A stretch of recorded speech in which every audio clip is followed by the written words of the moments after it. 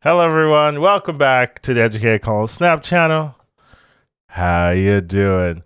So today we had the over-the-air update. I was unfortunately a little bit busy because I had a playtest event that I wanted to do for Hearthstone, so didn't really get to it in a timely manner, but instead we will still be going over the OTA updates, but I also wanted to have some unique decks revolving around the OTA buffed cards. So here we're going to have 5 unique decks featuring the OTA buffed cards. I do think they're pretty okay. They're obviously not going to be full meta, but I actually think you should take a look at them, see if there any of them interest you, because I actually think some of them can work. I will be trying them out later myself, so let's get into it. First of all, right, we do want to talk about the actual changes. I assume most of you are aware of them by now, but for those that are not really fully always present into the changes, they had 3 different changes. Orka changed from a 6/9 with the ongoing effects to a 6/11 base with the ongoing effects. So now it's very, very powerful base. Can go up to a 6/16, so that's destroyer level territories. Destroyer was a card that did get nerfed at the 6/16 base line, so there's definitely some power associated to this type of stat line. We'll see how it affects the card in the future, but definitely promising.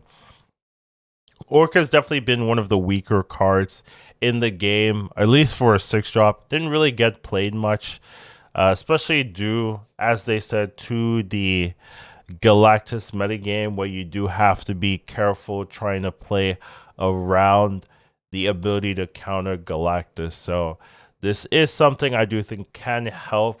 Do I think this is definitely going to fix Orka? I don't know. I was definitely a big fan of maybe changing Orka's effect to transforming the location into Namor, which is the +5 power if this is your only card here. So now you have a bit of location effect, and you essentially retain that same power that you had. So that was something I would be looking at. But I also like the power adjustment. So if they added that ability on top of this, I would definitely be interested in playing more of this card. But definitely, Namor isn't the name of the location, but the name of the effect, essentially, just to clarify. It's the one where if you're by yourself, you get +5 power. I think it's Atlantis or something. Anyways, definitely an interesting change. Moving on, we have the collector change. So collector also got a stat increase, so it went from 2/1 to 2/2. So this one isn't necessarily too big of a deal. I actually think collector is pretty playable even without the buff, but it's just not maybe super promising. Like you weren't that, you didn't care whether you played collector or not, essentially. So maybe an extra stat line might make it more enticing, and I could definitely understand that. It used to be very, very played in Moon Girl decks, but now Moon Girl decks play like Adrian Coulson and stuff, so they don't really care too much whether they're playing collector or not. So I do think the buff is fine. I'm not really too worried about it being overpowered or anything like that. So definitely fine with these. And the last one we do have is the Luke Cage buff. This one I think is the most interesting in my opinion. I definitely think Luke Cage is a playable card already, and adding stat to it is just helpful. I don't really think you care too much about any Cerebro 1 shenanigans or stuff like that. There was like a Cerebro 1 deck I did play earlier, but it really wasn't that fancy. So I definitely am fine with making it 2/2. There's definitely some decks that jump out with the 2/2 stat line, but I think Luke Cage is a card that sees already good enough play, and just giving it more stats is just helpful for Luke Cage. So I'm definitely not sad about that one. That's maybe the one I'm the most happy with. So let's get started with the unique decks. So the first one I have is called Orka Surprise. And it's definitely, I think, the most unique one I have of the list. So this deck list is kind of about surprising your enemies with the different stat lines you can generate. So here you have Okoye and Nakia. So these cards aren't necessarily that played. I would say they're like bot cards because bots love these cards, and players, humans, don't really fully utilize it. But I think here you can definitely make it work. Sunspot, of course, can be Nebula. I think those can change pretty interchangeably. So if you want to play Nebula instead of Sunspot, be my guest. But essentially, the idea of this deck is to kind of give your opponent hard cards to play around. You've got the Okoye in Brood Synergy, Nakia Brood Synergy.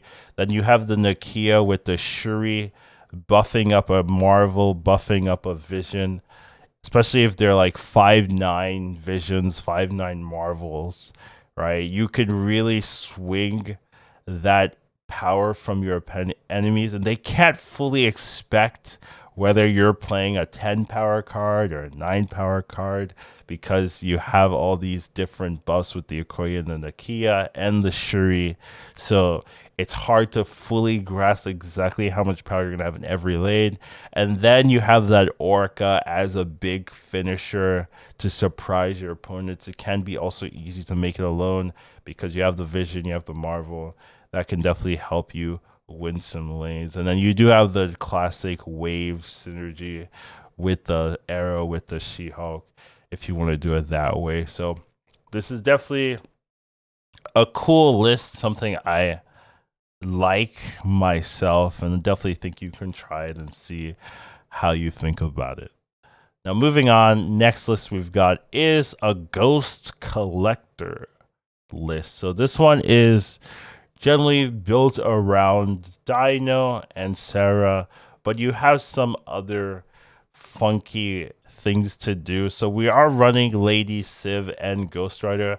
I'm a big fan of that combo, even though you don't see it that often. I think it's a really strong combo, being able to play Lady Civ to discard a card and then Ghost Rider to kind of bring it right back. I think it's really powerful in the right scenarios.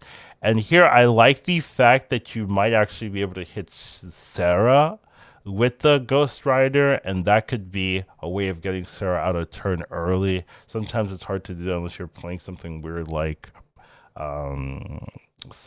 maybe Wave or Psylocke. So definitely think this is a cool way. Normally you want to be hitting that Helicarrier, and you do get to use a lot of unique cards. Nick Fury is a card I think could get a little bit of a power increase, but definitely with the collector, it'll make it feel a little bit better because you can turn that into like a 2/5 or so with the extra cards you have. You're not really focused too much on the 6 drops since you're getting the 6 drops in a lot of places, and you have a lot of ways to generate extra cards, and the Quinja will probably do a lot for you. So there's just a cool little build, I think, taking advantage of collector. I think collector's a pretty obvious deck you can play with. Usually Dino decks and decks playing Moon Girl really take advantage of it. But here's a deck without Moon Girl that I think can definitely utilize the collector value. So definitely a unique take of the collector archetype. Let me see how that works for you. And then next up, we have a more classic list, I would say. This is Discard. I think this one's a little bit cleaner, a little bit more stock standard. Obviously, Moon Girl in Discard is maybe not super duper common, but I think it's actually fine in Discard, especially with a collector in it, because the Motorarch just takes full advantage of that Moon Girl value, so you're not really missing anything. The one thing here you might say is missing is the Cullen Wing. That would be definitely something I'd be looking at. Sometimes it's hard with the collector to get that discard fully active, but if you wanted to maybe play Cullen Wing instead of Sentinel, I think that would be pretty fine. We do have the Sentinel for the collector, of course, but if you want to do something else, you could definitely mix and match. But I definitely think collector can fit in this list pretty cleanly and wouldn't be too bad of a play here. So I actually like this discard list, and I think it has a lot of tools to really do well in. And then next up, we have Luke Cage decks.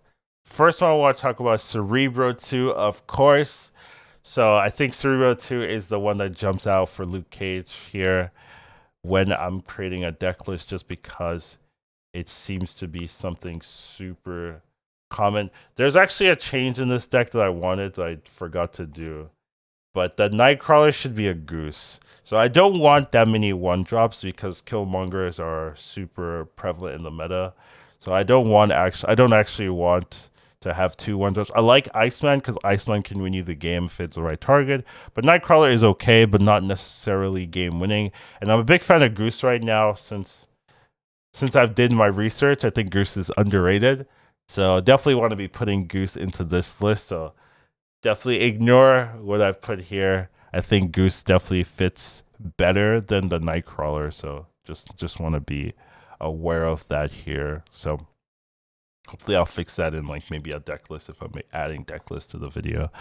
But overall, it's a Cerebro 2 list. There's no Hazmat, which is a lot of the common additions if you're going to be playing Luke Cage or usually playing Hazmat. But I think in a Cerebro 2 deck, you're actually not needing to play Hazmat. I don't think the advantage of a Hazmat is that high here because you're not really focused on doing a like turn 6 Hazmat or anything like that, right? Usually when you're playing Hazmat, you want to do the final turn.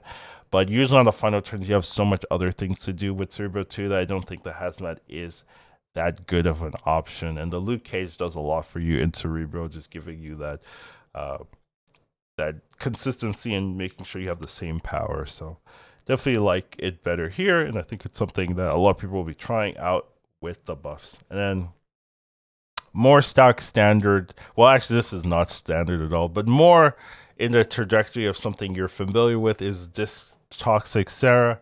I mean, you should be familiar with Cerebro 2 as well, but Toxic Sera is really pretty common, I would say, not a unique archetype. This version is maybe a little bit more unique because you're running Namor, which I don't think a lot of people necessarily think about. But I think here with the Wong, with the Spectrum, the Namor can be a good card to contest a single lane by itself. You do have to be careful of the Shang-Chi's, of course, but that is always a risk when you have something like Namor. Typhoid Mary as well can also do that for you, but since you have Luke Cage, it's not too much of a problem. But yeah, you definitely have a lot of pieces here.